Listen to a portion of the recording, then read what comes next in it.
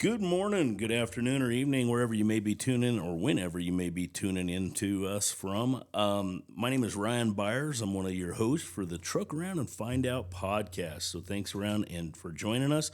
This is where we're going to gather and kind of discuss some fun topics surrounding the trucking, safety, their community, and our lives up here in northern Colorado. Keith isn't able to join us today. He had an appointment that he had to get to. I am your host, Ryan Byers, the owner of Front Range Compliance at DOT University. Keith is with Rush Truck Centers out there in a little east of Greeley. You can always check out some of the stuff that Keith's got going on at Rocky Mountain Peterbilt. Really great little YouTube channel where he takes you around some of his inventory, different trucks that he's offered, and kind of gives you a walkthrough, really good perspective. Just has an overall great community out there. So Keith, we miss you today, but have a quick topic that we kind of wanted to talk to you about.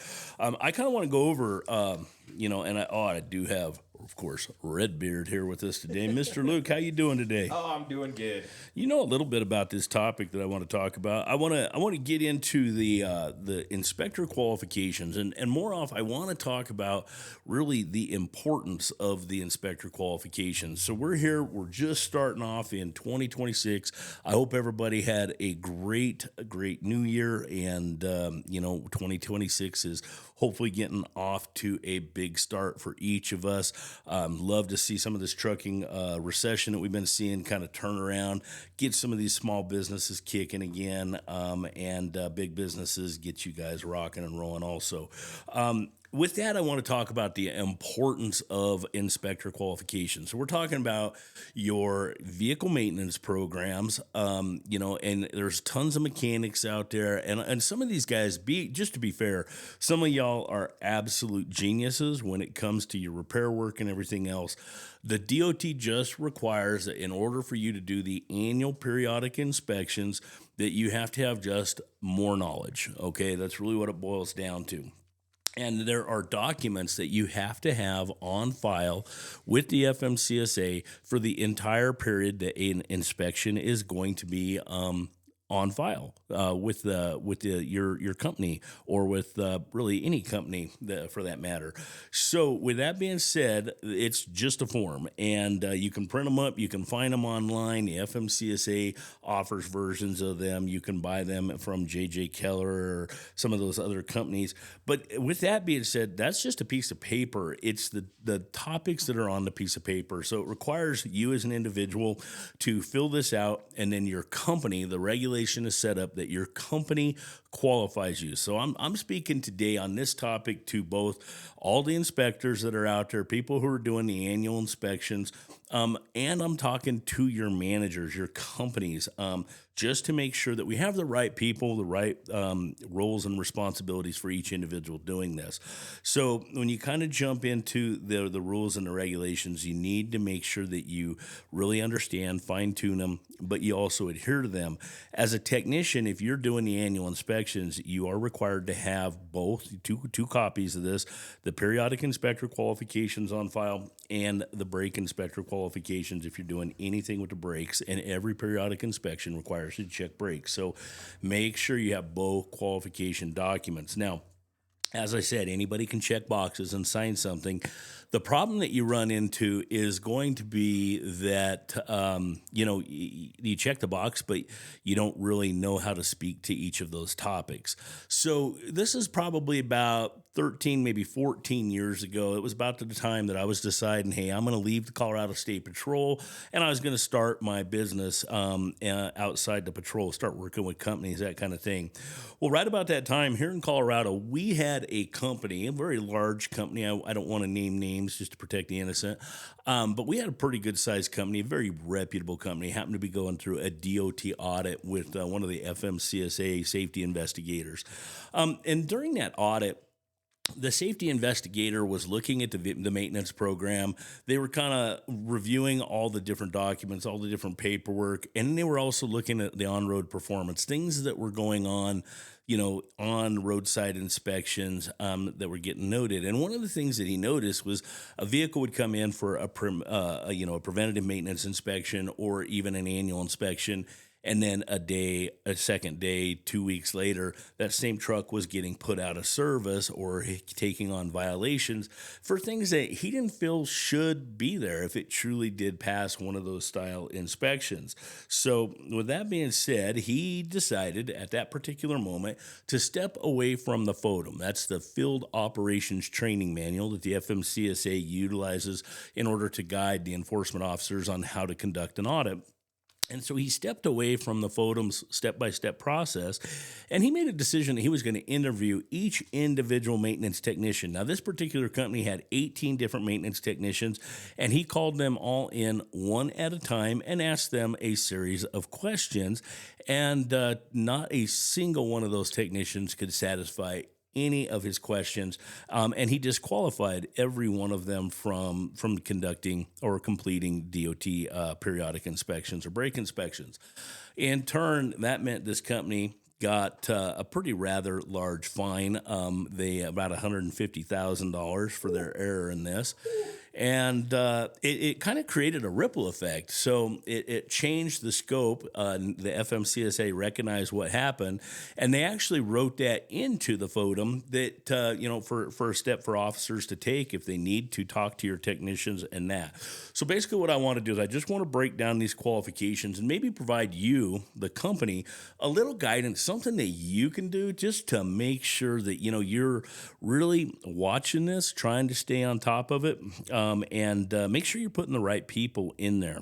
Some of this is just the wording of the rules, but also some of it is just kind of one of those things that we as in this industry tend to maybe take a little bit for granted. So I just want to talk about it just briefly. I'm going to start with the periodic inspector qualification. So the regulation that we're addressing here is in the maintenance rules, Part 396, specifically Part 396.19. And basically what that says is that you have to be qualified in order to perform these inspections. And there's a few points to do that, meet the qualification. Point number one, that you have to understand the inspection criteria and the standards set forth in Parts 393. That's all the parts and accessories necessary for safety, and Part 396, Appendix A. So you have to be knowledgeable of those parts, but it goes on to say you also have to be able to identify defective components. So there's two parts to that first part of the qualification. Number one, you got to know the rules, and you have to be able to identify defective components. So as a maintenance technician or a mechanic, they may be great at identifying defective components, but you got to ask yourself, can they really speak to the rules and the regulations? So 396 and 393, super important with that. And likewise, on the other side of that, I know plenty of people in my line of work, plenty of people that know the rules, but they couldn't identify a component if it was standing in front of them, slapping them in the face. So just kind of keep that in mind. The second point of it says that you got to be knowledgeable. Okay. Now, this one, I do have a little beef with this one. I'll talk about it. It says you got to be knowledgeable and have mastered the tools, the methods, the procedures, and equipment used to perform the inspection. Now, I part of this statement, I absolutely despise two words that are in there: tools and equipment. Okay, when you get asked technical questions about the periodic inspection, they don't come to you and say, "Okay, what tools did you use to measure steering wheel lash?" They're going to ask you, "What procedures? What method did you use? How did you check your brakes? How did you check tractor protection?" All those different things. Not a single question is ever going to be geared toward what tools you have. And when we talk about the inspection, the tools are very basic, okay? Very, very simple. Once you identify you've got a defective component, now, yes, the tools are going to get pretty cool, and that's why many of you have invested hundreds of thousands of dollars with the Snap-on Mac or whichever your favorite tool truck is. However, the tools are not necessarily so important with this statement. For instance, when I teach my periodic inspection classes, I'll get guys that come in that are literally like, well, I've got 40 years experience turning wrenches. And some of them are just flat hacked off that they're even sitting through my class in the first place. That's at the beginning of the class. That's not the same attitude when they're leaving the class. Those same individuals usually are coming up to me, thanking me, saying that, they're really glad they got that training, that they had no idea, they learned a few things, which is always awesome to hear. So with that being said, this statement is more about, as you're qualifying your individuals, I have mastered the I am knowledgeable and have mastered the methods and procedures used to perform an inspection. Don't worry so much about the word tools or equipment. It's all about the methods or procedures. And that's important when you're hiring people. You should also know, if you're going to be the one qualifying, you need to also know what some of those procedures are so you can ask them, okay, what procedure would you follow? Or maybe you have a process of building an individual up to doing your inspections, your annual, so they can learn the correct way of doing that. And then point number 3 says you successfully completed a federal or state sponsored program. Okay, that is, we don't offer that here in Colorado. There are some states that require a federal or state certification to do. I think there's like 20 states in the nation. The two that are closest to me here in Colorado is going to be Utah and Texas. California is a part of that. Then there's a couple other southern states, and the rest are kind of on that East Coast over in that area. But I would say the majority of the heartland, the majority of the United States, you can just do a basic qualification based on the knowledge and experience they have. Now, when it comes to experience, there are multiple ways you can get it. Of course, you can go through training classes, so that you have to have at least 1 year of training or experience as follows. Either a participation in some type of a training program, break school, periodic school. There's tons of different classes, that you can get. It was taught to me years and years ago, said never miss an opportunity to get some training. And we've all been to some of those training classes that are absolutely terrible and a waste of time. That's not the kind of training I'm talking about. Get you some training that's going to be truly beneficial and help you do your job better. Master your field. Become an expert in your field. That is the role and the goal that we're shooting for here. The second part of this experience, the 1 year of experience you need to have, is experience either as a mechanic or an inspector for a motor carrier maintenance program. That's going to be where a lot of you're working for a motor carrier, you're doing the work on your own vehicles, things like that. So an individual needs to have that 1 year of experience. The second part of that is maybe you could get that experience, or I should say not a second part, but another part of that is you could get your experience as a mechanic or inspector for a bus maintenance or commercial garage or leasing or some type of a similar facility.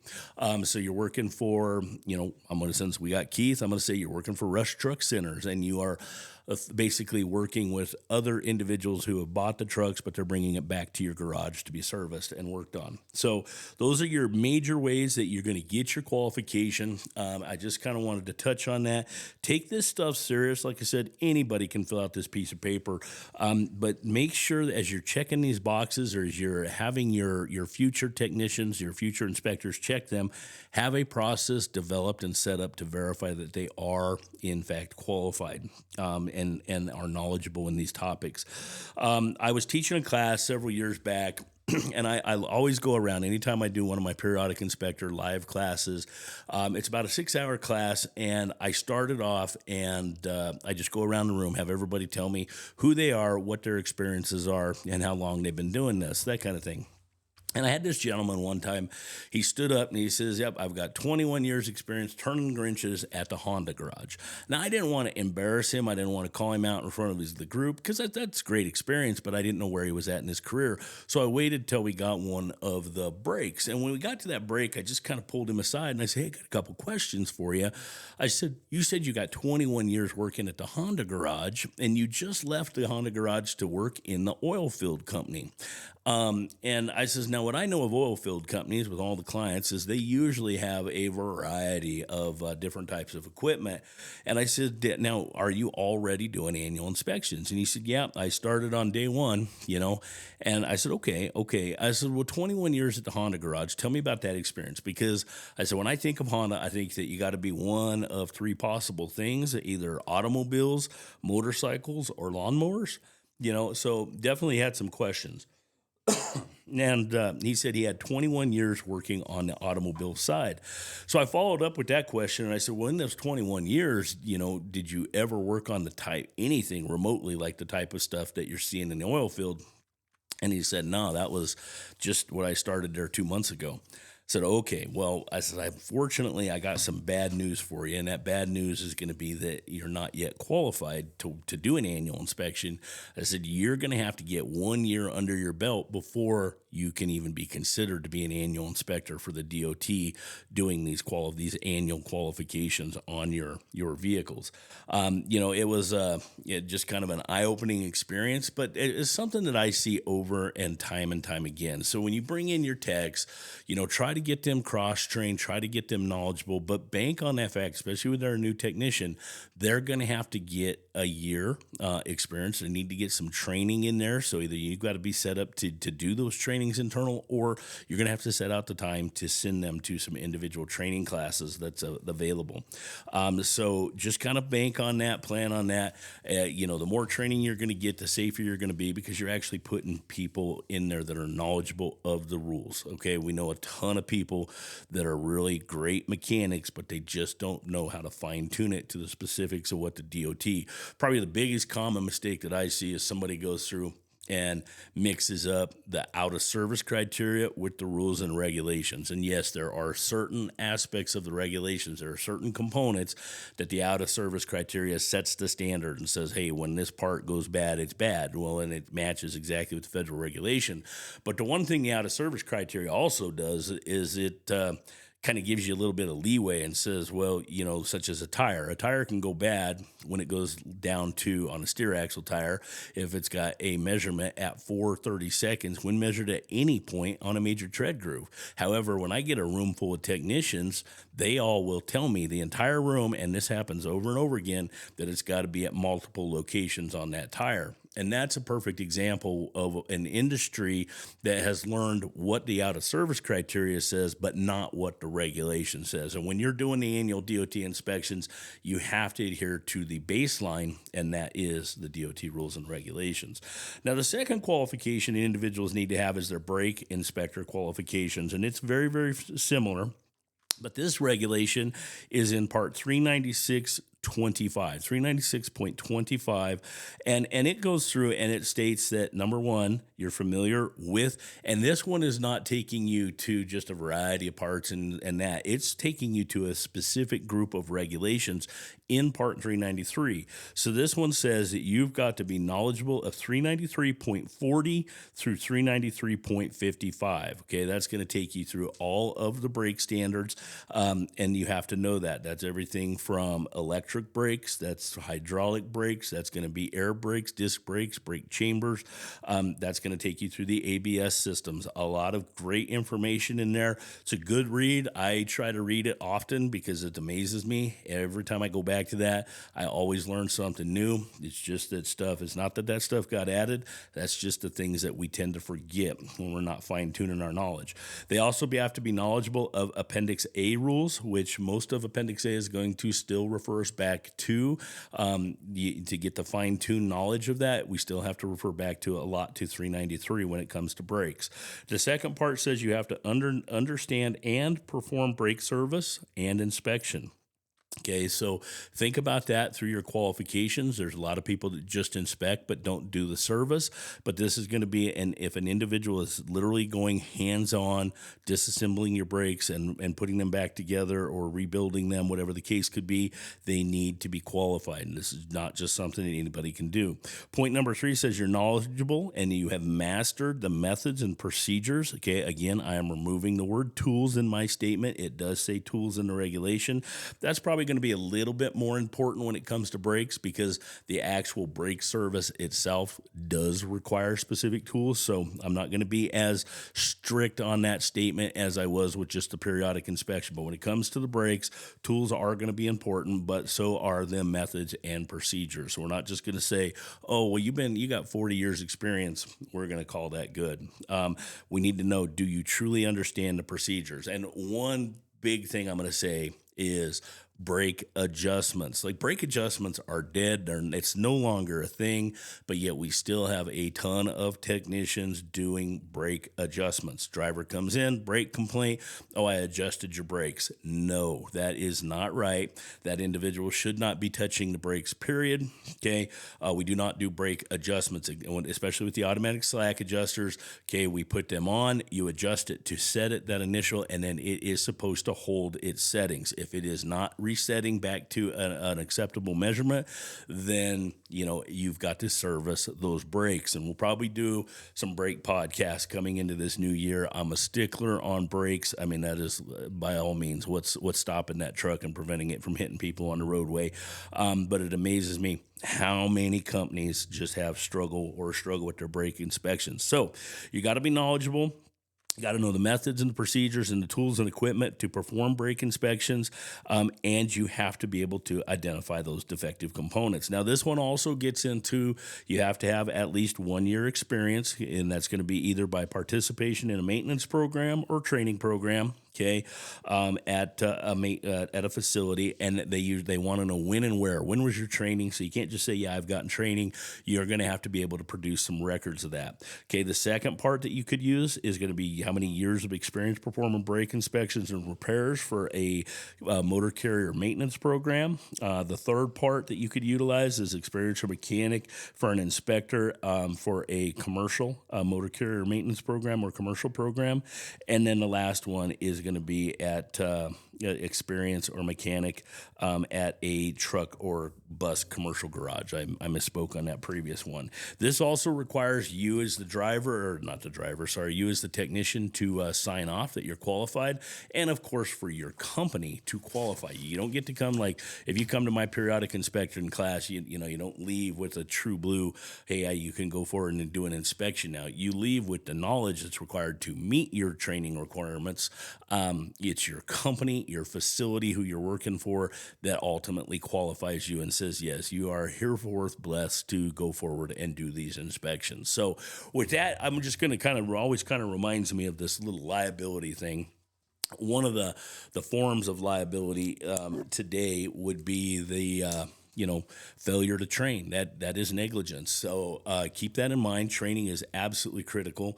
Little things, a little situation, a little moment of negligence can turn into a great big situation, especially in today. We're seeing the number of lawsuits that we have and different situations. And, it always reminds me back of this time when I was a trooper. So I'm gonna end this with a fun little story, just something to give y'all something to think about. And it's going to be my truck around and find out for the day. And this is back when I was a trooper. It's been over 20 years ago now. I was working. I was the low man on the totem pole. So it was actually Christmas Eve day. I went out that morning, and I had to work. So since I had to work and nobody else was working, I was like, well, I'm gonna be a good trooper. I'm gonna go out here and I am gonna give a lot of Christmas presents away.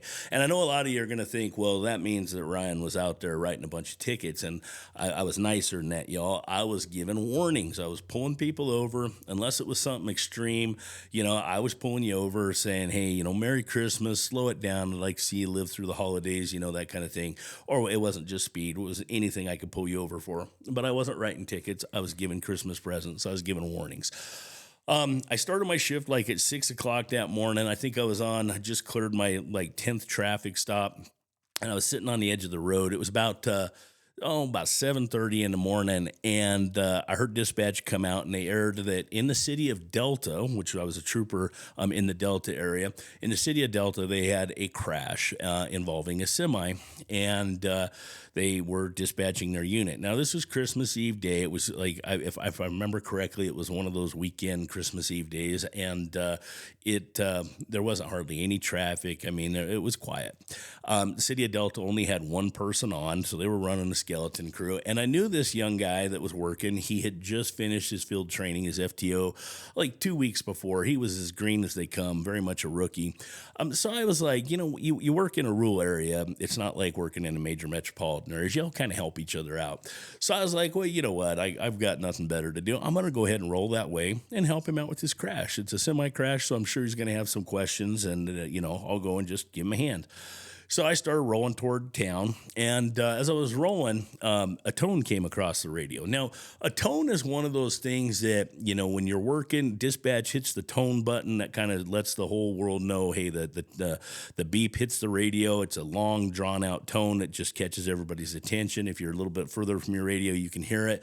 It's a way that dispatch says, hey, some really important stuff is getting ready to come out over the air. Everybody needs to shut up and listen. And the tone came out, and it said, the dispatcher that followed said, all units responding to this crash, be aware, it's code Frank. Well, that is the ultimate code that says, hey, this is a fatality. So I was like, well, it's a good thing I'm responding, because the city of Delta is going to turn this over to the Colorado State Patrol anyways. So I got there.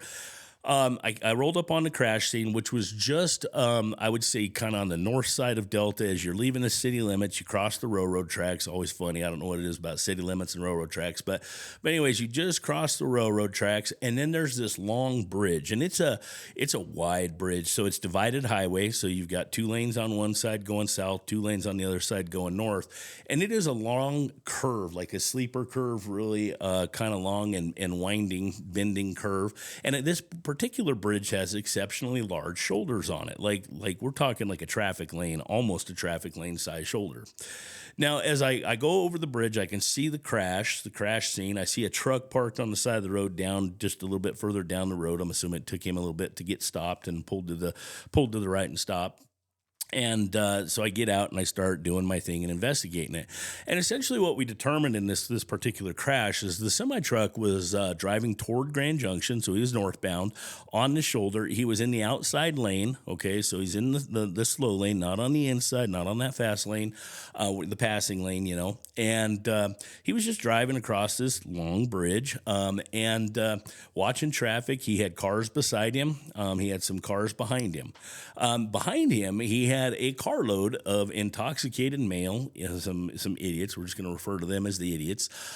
These drunk guys were behind him. They wanted to drive faster than he was driving, but they couldn't pass in the passing lane because they had cars in that lane. So this knucklehead decided, well, hey, I'm just going to go ahead and hit that shoulder, and I'm going to drive. Truck driver says, I was just approaching the end of the bridge, and all of a sudden I felt a bump and saw the car go flying out. Well, what happened was that car tried to pass on that shoulder. They were coming toward the end of the bridge, and there was a mailbox right there.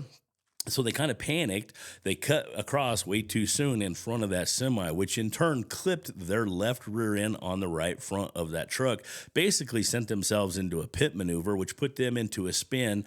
They spun off into the oncoming lane, head-on traffic, hit another car head-on while they were spinning, and basically both the cars exploded, and people flew everywhere, and it turned into an absolute nasty fatality. Absolutely nasty.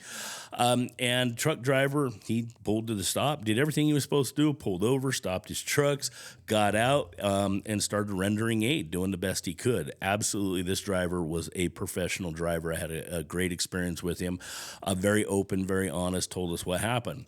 Through the investigation, it was determined that truck driver started his shift in Montrose, about 30 minutes south of Delta. The night before, as he was rolling into town, his company had called him and said, hey, you don't need to sleep in your sleeper berth tonight. We got you a reservation at a hotel. It was the hotel in Montrose at that time. It was the nicest. It was one of those nicer Holiday Inns that had a restaurant and everything in it. He got to go in, stay the night. He had a good steak dinner. I believe he told me he had a ribeye that night. So he was happy. He was rested, and he went through and was starting his shift the next day. So he went out. When he started his shift, he said he walked out. It was, coming up on about 7 o'clock, 6:37, something like that. Says he went out, started his truck, he pulled out his logbook, his paperwork, and he filled out his log for the day. And when that truck was heated up and aired up and ready to rock and roll, he put that vehicle in gear and pulled out of the parking lot and headed north. 30 minutes later, he was involved in this crash. Through the investigation, they determined the driver skipped his pre-trip inspection that morning. The driver's own statements was he knew every component on this truck. The truck was in prime tip-top condition. I did an inspection on it. It was, in fact, in prime tip-top condition. And, but he skipped that inspection, which was declared later on that was a step of negligence. So about 2.5 years later, this all ended up in litigation. Okay, now this was 20 years ago, so you got to think about where we are today in this whole world of lawsuits and litigation. The driver was named personally in this, this litigation, it went the distance. They went after the driver for their negligence. This driver negligent of starting his inspection, stating that if he would have started his shift when he did, if he would have done his pre-trip inspection, that would have taken at least 15 minutes. Therefore, would not have allowed him to be at that time and place at the time of that crash. And they found against the driver and this company for this situation. I was involved also. I was, of course, hoping to help the company. I mean, after all, this whole crash was ultimately caused by the wrongdoing of some drunk idiots that decided to make a bad pass, and they caused a fatality crash. But it didn't lay out that way with the litigation. And this was 20 years ago. And you think about everything that's going on to the day. One brief moment of negligence, one brief moment of saying, hey, we're not going to follow the rules, led to this one situation that was involved in that crash. And if you're doing anything trucking, as a safety manager, okay, as a driver, man, these crashes, they could happen at any moment because you can only control so much of the world around you and what you're doing inside your own vehicle. And I think each and every one of us has had that one brief moment of negligence where maybe you take the eyes off the road, or maybe you decide not to fill out the necessary paperwork, or cut a short little corner here. It happens. But if it gets discovered and gets tied to a really serious crash like this, ultimately it can lead to a demise on some civil litigation. And today we're seeing these nuclear verdicts, so you have to be super, super careful. These nuclear verdicts are designed to go after and shut down companies. I mean, these verdicts are multi-millions of dollars. We're talking anywhere from several million to several hundred million. That these juries are issuing these verdicts for. There is talk that we're going to be getting some tort law to kind of clean some of this up and limit some of these litigations. I hope it happens because this has happened, all these nuclear verdicts, it has turned our lawsuits into a commercial enterprise. It's no longer lawyers doing an advertisement saying, hey, if you were hit in a crash, these lawyers today are so brazen that they're literally saying, you know what, if you got hit by a truck, call me. We're going to get you a settlement. It's that ugly, y'all. So be careful and be safe out there. Try not to be negligent. I understand human complacency does happen, but, do your job each and every day. I don't expect you to be perfect. Neither does the DOT or anybody else. Mistakes do happen. Try to limit them by not being negligent. Follow the rules. Do what you're supposed to do. Provide training when you need to. Drivers, do your pre-trips. Maintenance techs, shops, things like that. Make sure the people you're putting in to work on your vehicles are qualified. That is one of the biggest negligence right now that I have identified within the vehicle maintenance programs. I know we're shorthanded and I know things are tough out there, but be careful with that. So with that being said, hey, here's to 2026. Let's have a great year. Let's reduce as much risk as we possibly can by working together out there.